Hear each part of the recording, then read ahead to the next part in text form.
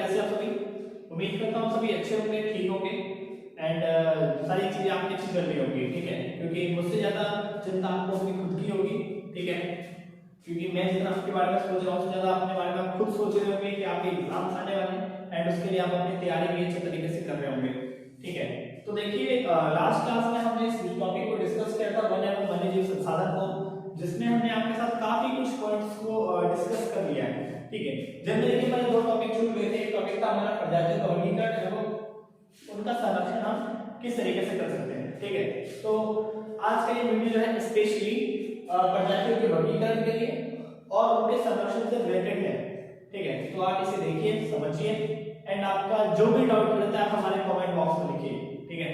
क्योंकि आपके कमेंट का मैं इंतजार करता रहता हूँ, ठीक है। तो आप कमेंट में कीजिए, क्वेश्चन है, डाउट है, हम बताएंगे, हमारी टीम आपको बताएगी, ठीक है।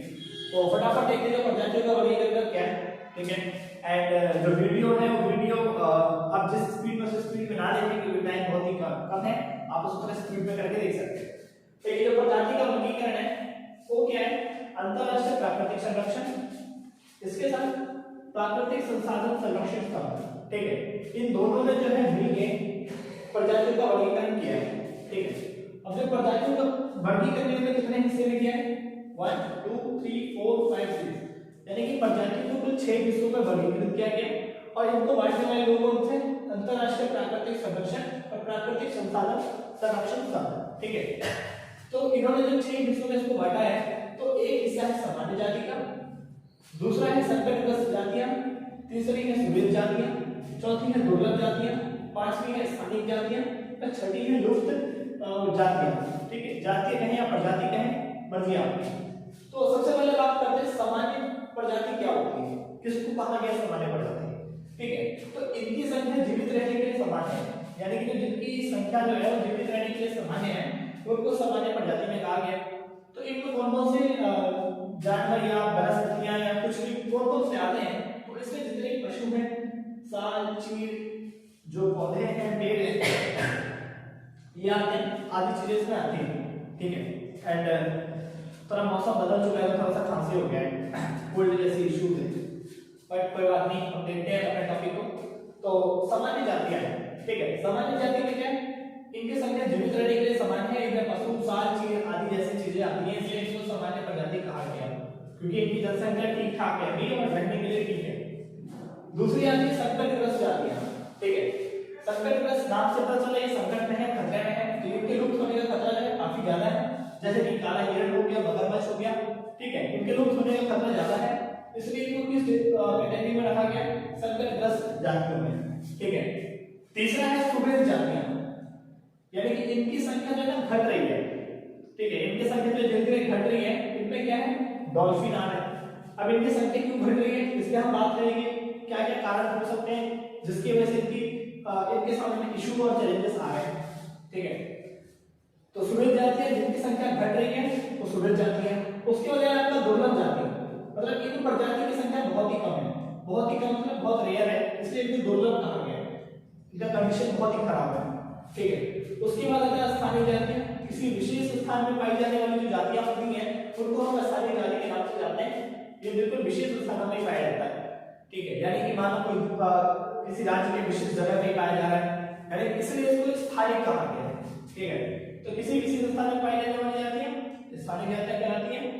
और इनमें क्या है? अनुमानी जंगली सुअर जो है इसका एग्जांपल है। उसके बाद लुप्त जातियां जो आज के टाइम में लुप्त हो चुकी हैं, क्योंकि इन प्रजातियों को खोजने की कोशिश की गई है बट ये प्रजाति मिली नहीं है, तो ये प्रजातियां लुप्त होती जा रही है, जैसे गुलाबी बतख हो गया, आज के टाइम में हम इनको देखते नहीं है, ठीक है। तो ये लुप्त प्रजाति की श्रेणी में आती है, ठीक है। तो अगर आपसे पेपर में क्वेश्चन पूछा जाता है, अगर आता भी है कि प्रजातियों का जो वर्गीकरण है वो किसने किया है, अगर आपसे पूछ लिया जाए तो बताइए कि अंतरराष्ट्रीय प्राकृतिक संरक्षण एवं प्राकृतिक संसाधन संरक्षण संघ ने मिलकर जो है प्रजातियों का वर्गीकरण किया है। तो प्रजातियों का वर्गीकरण कितने हिस्सों में किया गया? तो 6 हिस्सों में बांटा गया, सामान्य, संकटग्रस्त, सुविध, दुर्लभ, स्थानिक और लुप्त जातियां, ठीक है। जितने सामान्य जाति होती है इनकी संख्या जीवित रहने के लिए सामान्य होती है, जिनमें पशु, साल, चीड़ जैसे प्रजातियां आती हैं। उसके बाद संकटग्रस्त, यानी कि इनके लुप्त होने का खतरा जो है काफी ज्यादा है, इनमें काला हिरण, मगरमच्छ जैसे जगह है। जिम्मेदारी उपलब्ध है, ठीक है, जो इस कैटेगरी में आते हैं, क्योंकि जिम्मेदार तो हम हैं, क्योंकि हमारे वजह से इनकी संख्या कम होती जा रही है, क्योंकि हम अपना एक्टिविटी इतना ज्यादा में इन्वॉल्व कर लिया अपने आप को, और इन्वॉल्वमेंट के साथ हमने इतना ज्यादा गेम खेला है जिसकी इसकी संख्या आज के टाइम में बहुत ही रेयर पाई जाती है। सुबह इनकी संख्या घट रही है, जैसे डॉल्फिन, दुर्लभ, इन प्रजाति की संख्या बहुत ही कम है, ठीक है, बहुत ही कम है। स्थानीय किसी विशिष्ट स्थान में पाई जाने वाली जाति जो किसी विशिष्ट स्थानों में पाई जाती है तो उनको स्थानीय जाति के नाम से जानते हैं। उसके बाद लुप्त जाति, ये प्रजाति लुप्त होती जा रही है, जैसे गुलाबी बत्तख, ये सब हो गए, ठीक है, तो इनको इस श्रेणी में जो है रखा गया, ठीक है। अब इनके पीछे का जो कारण है कि इनकी संख्या ऐसी है जिसके पीछे कई सारे कारण जिम्मेदार हैं, जैसे कि ह्यूमन का इंटरफेरेंस इतना ज्यादा बढ़ चुका है एनवायरनमेंट के साथ कि वो अपने डेवलपमेंट से रिलेटेड इतनी ज्यादा काम करते जा रहे हैं, इतना ज्यादा काम करते जा रहा है कि इनके ऊपर बहुत ही असर पड़ता जा रहा है, ठीक है। दूसरा आप देख सकते हैं कि फॉरेस्ट की कटिंग यानी कि वनों की कटाई इतनी ज्यादा हो रही है, डिफोरेस्टेशन इतना ज्यादा होता जा रहा है कि ये इफेक्ट होते जा रहे हैं, ठीक है।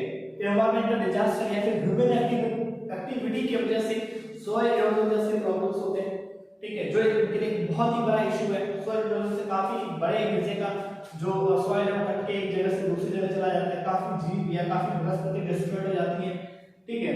इसके साथ हमारे पास ये भी है कि हमारे पास अवेयरनेस नहीं है, लैक ऑफ अवेयरनेस, कि हम चीजों को जानते नहीं है, समझते नहीं है, हम गलत तरीके से उसका शिकार करते जा रहे हैं, ठीक है। हमारे लिए हमारे ना कोई अच्छी पॉलिसी है, ना कोई प्रोग्राम है, तो इतने सारी कमियों के बावजूद ही इनके सामने भी ये सभी समस्याएं जो है आ रही है, ठीक है। तो सामान्य जाति में आपको समझ में आया होगा इनकी जो संख्या है वो जीवित रहने के लिए बहुत ही सामान्य है, बहुत ही सामान्य है। इनमें पशुसार जैसी चीजें आ जाती है और इसी तरीके से वन बाय वन हमने डिस्कस किया है, ठीक है। तो अब हम बात करते हैं कि ये जितनी भी है, ठीक है, इनके सामने मेजर प्रॉब्लम्स क्या है, तो हमें हल्का हल्का आइडेंटिफाई हो गया कि किन प्रॉब्लम्स के वजह से इनकी संख्या इस तरीके से है। तो जैसे कि वनों की कटाई हो गई, ठीक है, सॉइल इरोजन हो गया, डिजास्टर्स आते जा रहे हैं, ह्यूमन इंटरफेरेंस इतना ज्यादा बढ़ चुका है, ठीक है। फिर आप ये देख सकते हो कि लैक ऑफ अवेयरनेस की हमारे पास जागरूकता नहीं है, लैक ऑफ पॉलिसी की हमारे पास अच्छी नीति नहीं है, अच्छे कार्यक्रम नहीं है जो हम इनको बचा सकें। तो हमारी कुछ कमियों के कारण इनकी संख्या काफी दयनीय हो चुकी है, ठीक है। तो अब हमारी रिस्पॉन्सिबिलिटी बनती है, हमारी जिम्मेदारी बनती है कि हम इसका क्या करें, संरक्षण करें, इसको कंजर्व करने की कोशिश करें, क्योंकि अगर हम इसका संरक्षण करेंगे तब इनकी स्थिति जिस तरीके से है उस तरीके से हम इसको देख सकते हैं। और सबसे मुख्य बात यह है कि सस्टेनेबल डेवलपमेंट की नजर से अगर हम देखें तो इसके संरक्षण करने की जिम्मेदारी हमारी सबसे अधिक बनती है, सबसे ज्यादा होती है। तो हम इसका संरक्षण जो है किस तरीके से कर सकते हैं, तो सबसे पहला तरीका यह है कि हम क्या करें, वृक्षारोपण करते जाएं। अगर हम वृक्षों को ज्यादा से ज्यादा मात्रा में लगाते हैं, ज्यादा बड़े स्तर पर लगाते हैं, तो साल के जैसे जो पौधे की संख्या आज के टाइम में कम होती जा रही है, हम इनको बढ़ावा दे सकते हैं। जो फसलें जंगल को छोड़ के शहरों की तरफ भागते जा रहे हैं और उनकी अलग एक्सीडेंट या दूसरी चीजों में वो खत्म होते जा रहे हैं, उनका शिकार किया जा रहा है, इसको हम नियंत्रण कर सकते हैं।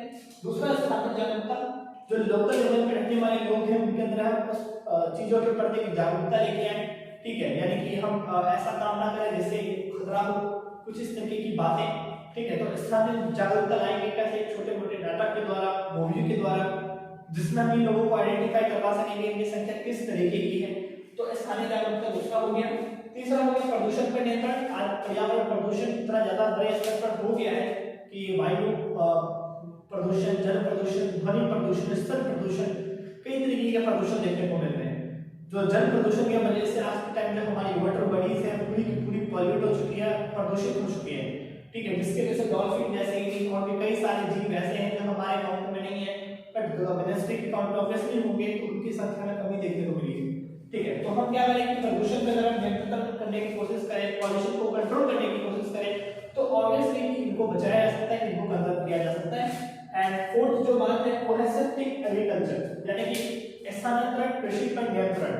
शिफ्टिंग कल्टीवेशन क्या होता है आपको पता होगा, नहीं तो हम एग्रीकल्चर वाले चैप्टर में पढ़ेंगे कि जब व्यक्ति एक जगह पे रहता है, ठीक है, जब व्यक्ति एक जगह पे रहता है, कुछ टाइम पे रहता है, वहां के जंगलों को काटता है, वहां पे एग्रीकल्चर करता है, फिर कुछ टाइम तक अपने आप को सर्वाइव करता है उस इलाके में, फिर वहां से माइग्रेट करके दूसरी जगह जाता है, वहां फिर से जंगलों को काटता है, वहां आग लगाता है, जस्ट वहां पे फिर से खेती करता है। तो इस तरीके का शिफ्टिंग कल्टीवेशन की वजह से जो है नेगेटिव इफेक्ट पहुंच रहा है प्रजातियों पे। क्यों? क्योंकि बड़े लेवल पे वृक्षों की कटाई होती जा रही है, लास्ट में उनको जला दिया जाता है, जिसका इफेक्ट जो है वहाँ के सॉइल वगैरह पे पड़ता है, या फिर खेती को इतना ज्यादा वहाँ करते चले जाते हैं कि अनफर्टाइल हो जाती है, तो इसका इफेक्ट उनको देखने को मिलता है। फोर्थ ये है कि हम उनके लिए क्या बना दें, नेशनल पार्क्स बना दें, क्योंकि इनका नेशनल पार्क्स रहता है, रिजर्व एरिया रहता है, तो उसमें जा सकते हैं, ठीक है। फिर बायो रिजर्व एरिया बना दें, जीव आरक्षित क्षेत्र, तो बायो रिजर्व जैसे एरिया हो जाएंगे, जिसका एक एक्स्ट्रा बेनिफिट हमें ये मिलेगा कि जितने भी जीव हैं उनको एक जगह आरक्षित या रिजर्व किया जा सकता है।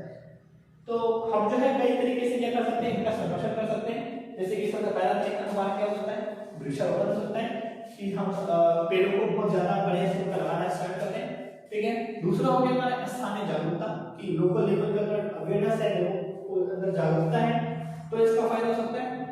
तीसरा हो गया प्रदूषण पर नियंत्रण, अगर हमें पॉल्यूशन को कंट्रोल करना है तो ऑब्वियसली ये ठीक हो सकते हैं। सेफ्टी कल्टीवेशन को कंट्रोल करना, ठीक है, राष्ट्रीय पार्क डेवलप कर देना, नेशनल पार्क बना देना, जीव आरक्षित क्षेत्र, बायो रिजर्व एरिया बनाना, ठीक है। इसके अलावा और भी कई सारी चीजें जो है वो हम कर सकते हैं, ठीक है। लेकिन इनफ की इतनी सारी चीजें हैं जिनको हम अगर लेके आए, आगे लेके आए, तो इनकी संख्या क्या हो सकती है, बेटर हो सकती है, अच्छी हो सकती है, ठीक है। तो इस टॉपिक में मतलब इस पूरे के पूरे चैप्टर में जिन विषयों पे हमने बात किया है वो ये था कि सबसे पहले हमने एक इंट्रोडक्शन पे बात किया कि क्या होता है वन एवं वन्यजीव संसाधन, ठीक है, क्या इंपॉर्टेंस है उसका, क्या उसके कुछ चीजें हैं, उस पर हमने बात किया। जस्ट उसके बाद हमने डिस्कस किया कि पर्यावरण क्या होता है, एनवायरनमेंट क्या होता है। एनवायरनमेंट के बाद हमारा फोकस जैव विविधता पे रहा, बायोडायवर्सिटी क्या होती है। अगेन हमने पारिस्थितिकी तंत्र यानी इकोसिस्टम पे बात किया। फिर हमने ये देखा कि इंडिया में जो फ्लोरा है और फौना है वो किस तरीके का है, यानी कि वनस्पति जात और जंतु जात किस तरीके का है। उसके बाद हमने फॉरेस्ट के वनों के प्रकार की बात की, फॉरेस्ट के कौन कौन से टाइप्स हैं। तो इसके बाद मुझे ये लगा था कि टॉपिक इसमें का छूट गया है, काफी टाइम कुछ डिस्ट्रा टाइम डिसबैलेंस हो गया, ठीक है। तो जिसकी वजह से कुछ प्रॉब्लम है, कोई नहीं, मैं टाइम पे कंटेंट्स लाते रहूंगा आपके लिए। तो ये टॉपिक था प्रजातियों का वर्गीकरण, जो इंपॉर्टेंट है, पेपर में पूछा भी आता है। तो प्रजातियों का वर्गीकरण किसने किया, आपको समझ में आया होगा कि लोगों ने किलो ऑर्गेनाइजेशंस ने किया, जजमेंट कितने हिस्सों में डिवाइड किया, एक सामान्य जाति में डिस्कस किया, एक संकटग्रस्त, एक सुमेध, एक दुर्लभ, एक स्थानिक और एक लुप्त में, सबके ने पढ़ा कि किस तरह से आता है। फिर हमने अपने कंजर्वेशन की बात की कि उनका कंजर्वेशन या फिर उनका संरक्षण जो है वो किस प्रकार से जो है किया जा सकता है, इसके हमने बात किया, ठीक है। तो ये कुछ इंपॉर्टेंट पार्ट था। बीच में हमने ये भी डिस्कस किया कि इनके ऐसे पीछे डिजीज कौन से हैं, वो भी हमने डिस्कस किया, ठीक है। तो उम्मीद करता हूँ आपको कुछ बातें समझ में आ रही होंगी। एंड और भी है कि आप इसको देखें, एंड अगेन आप एक बार फिर अपनी किताब पे गो थ्रू हो जाइए, किताबों को देखिए, एंड अगेन किताब को रीड कीजिए, एंड आपके नोट्स के लिए आपके लिए यहाँ पे नोट्स अवेलेबल है कि इस प्रजाति में क्या है, इस प्रजाति में क्या है, इस प्रजाति में क्या है, तो आप इसको देखने की कोशिश करें, ठीक। तो मिलते हैं अगले वीडियो में।